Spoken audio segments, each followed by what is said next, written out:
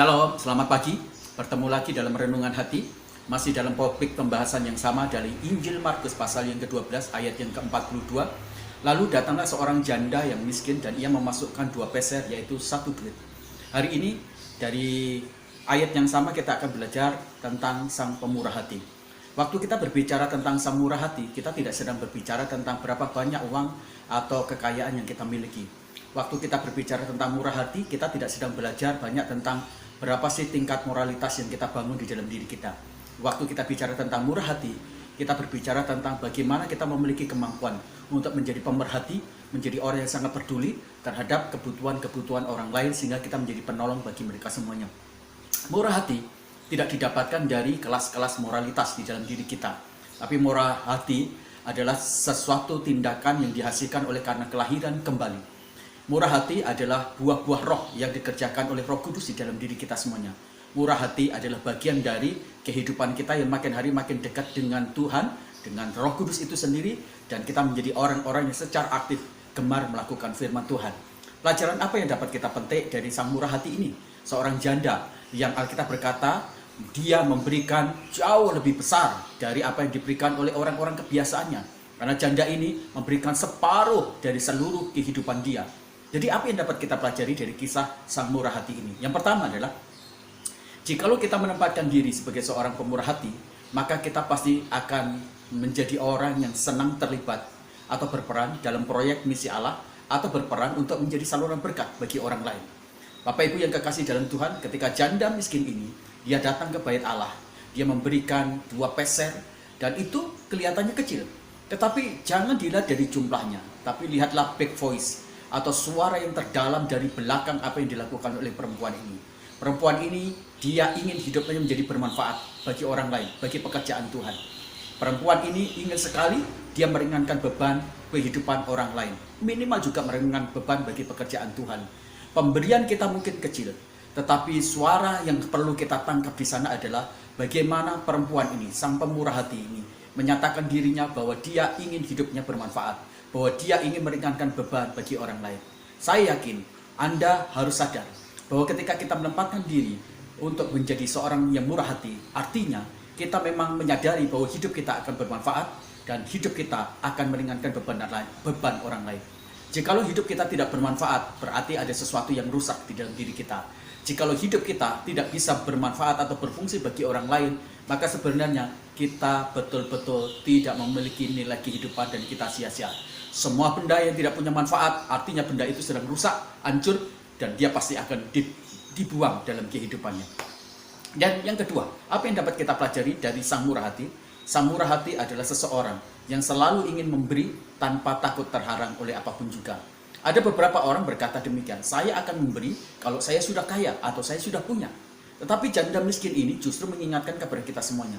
Sang pemurah hati tidak pernah terhalang dengan apa yang dia punyai atau halangan-halangan orang apapun juga. Karena ketika kita berbicara tentang murah hati, sebenarnya juga bukan bicara tentang pemberian dalam bentuk uang.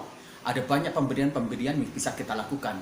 Kalau kita tidak punya uang, kita masih memiliki tenaga. Kalau kita tidak punya tenaga, kita masih memiliki ide. Kalau kita tidak punya ide, minimal kita hadir dalam setiap kesusahan orang lain. Itu sudah merupakan satu bentuk kemurahan hati.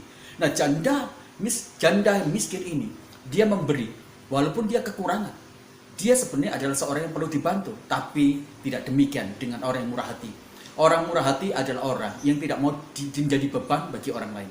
Orang yang murah hati adalah orang yang selalu justru ingin memberi, tidak pernah terhalang oleh situasi apapun juga. Nah, walaupun orang ini adalah orang yang miskin, tapi dia selalu ingin memberi tanpa terhalang apapun juga. Ada dari beberapa kita semuanya, ketika kita ingin memberi, kita seringkali terhalang oleh apa? Seringkali kita terhalang oleh karena kita melihat memprejudis orang-orang lain. Wah, orang itu modelnya gini, akhirnya kita tidak memberi. Atau kalau kita ingin memberi karena kita berkata, aduh, uangku aja sedikit, gimana saya memberi untuk orang lain, sementara untuk diriku itu sulit.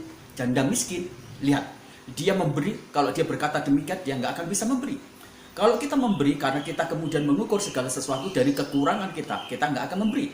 Kalau kita memberi juga karena kita mengukur dari kelebihan kita, kekayaan kita, dan kita berkata, wah aku kan kerja keras, kalau aku beri sama orang lain rugi, maka kita tidak akan jadi orang yang murah hati. Karena orang yang murah hati adalah seseorang yang memberi tanpa terhalang oleh segala sesuatu dalam hidup kita semuanya. Dan yang ketiga, ketika kita menjadi seorang yang murah hati atau sang pemurah hati, maka dia selalu ingin berbagi bahagia bagi orang lain. Bapak Ibu yang kekasih dalam Tuhan, mungkin kita berkata demikian, enak saja, saya yang kerja keras, ngapain saya harus berbagi? Ya biarkan, kalau orang susah ya itu urusan dia sendiri. Ya kalau orang itu kemudian menghadapi situasi sulit, ya sudah, itu karena dia malas, itu karena mungkin dia tidak bekerja keras, atau dia mungkin memang tidak mendapatkan apapun juga, ya sudah, itu urusan mereka sendiri. Penderitaan dia, ya itu resiko dia tanggung. Tapi orang murah hati tidak berpikir demikian. Orang murah hati ingin orang lain itu bahagia. Orang murah hati ingin orang lain itu kemudian mendapatkan pengharapan-pengharapan di tengah segala keputusasaan. Selalu dia ingin hidupnya itu diwarnai dengan sebuah keinginan orang lain itu bahagia. Orang lain itu menjadi gembira. Orang lain itu memiliki pengharapan di tengah segala keputusasaan dalam hidupnya. Itulah orang murah hati. Ketika ada seorang bertanya kepada Mother Teresa, dia bertanya demikian, apa sih resepnya? Kamu itu bisa bahagia, kamu bisa tersenyum di setiap tekanan-tekanan yang sangat berat. Bapak Ibu, apa yang dikatakan oleh Mother Teresa? Dia berkata demikian, kalau kau ingin selalu bahagia dan kau memiliki sukacita dan senyum sukacita yang luar biasa dalam hidupmu, jadilah orang yang murah hati. Karena kalau kau murah hati, kau jarang tersentuh oleh perasaan duka, sedih, tapi engkau akan tersentuh oleh bahagia, engkau akan tersentuh oleh sukacita dan kegembiraan. Saya jadi ingat kisah seorang ibu yang memiliki satu telur asin. Karena dia begitu selalu ingin membuat saya bahagia, dia pergi dari rumahnya, padahal dia sudah tua, kakinya sakit-sakitan. Nah, tapi dia datang ke rumah saya hanya ingin memberi satu telur asin.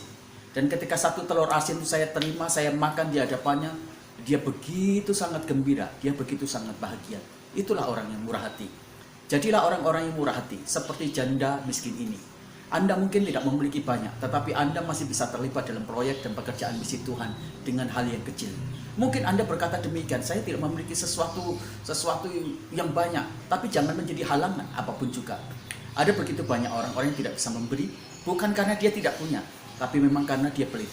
Ada orang yang tidak bisa membeli, bukan karena tidak punya banyak, bukan, karena memang hatinya dipenuhi oleh apa?